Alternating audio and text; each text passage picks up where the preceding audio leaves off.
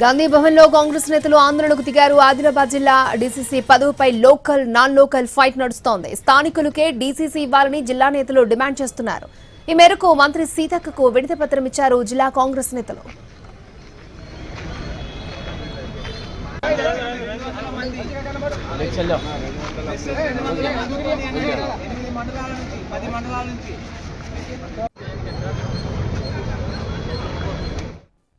కింది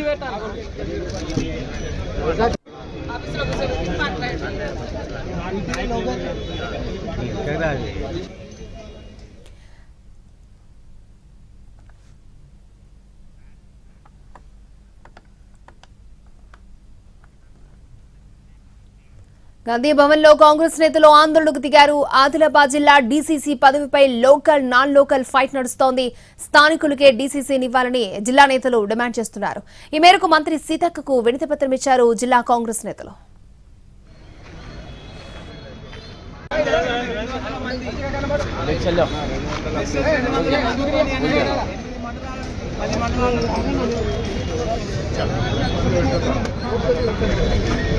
కింది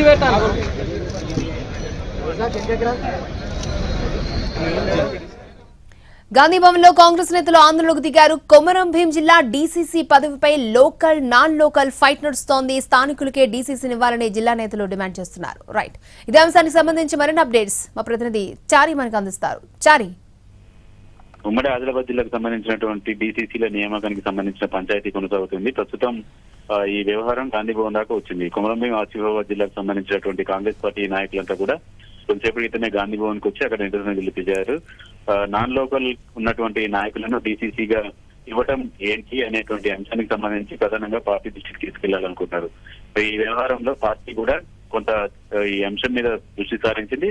గతంలో ఇన్ఛార్జి మంత్రిగా ఉన్న పనిచేసినటువంటి సీతక్కకి ఈ ఎపిసోడ్ సంబంధించినటువంటి వ్యవహారం అంతా అవగాహన ఉంది కాబట్టి గాంధీ భవన్ కు వచ్చినటువంటి నాయకులందరూ సీతక్కని కలిసి నాన్ లోకల్ వాళ్ళని కాకుండా స్థానికంగా ఉన్నటువంటి వాళ్లకు డీసీసీ ఇస్తే పార్టీలో కలిసి పనిచేసేటువంటి అవకాశం ఉంటుందనేటువంటి అభిప్రాయాన్ని వ్యక్తం చేశారు. అయితే ఆ జిల్లా డీసీసీ అధ్యక్షుడు నియామకానికి సంబంధించి పార్టీలో 3 టీంలుగా చీలిపోయాయి.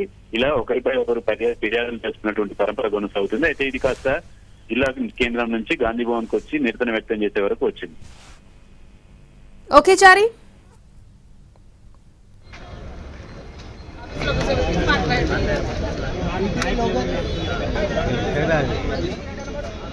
రైట్, గాంధీ భవన్ లో కాంగ్రెస్ నేతలు ఆందోళనకు దిగారు. కొమరం భీం జిల్లా డీసీసీ పదవిపై లోకల్ నాన్ లోకల్ ఫైట్ నడుస్తోంది. స్థానికులకే డీసీసీని ఇవ్వాలని జిల్లా నేతలు డిమాండ్ చేస్తున్నారు. ఈ మేరకు మంత్రి సీతక్కకు వినతి పత్రం ఇచ్చారు జిల్లా కాంగ్రెస్ నేతలు.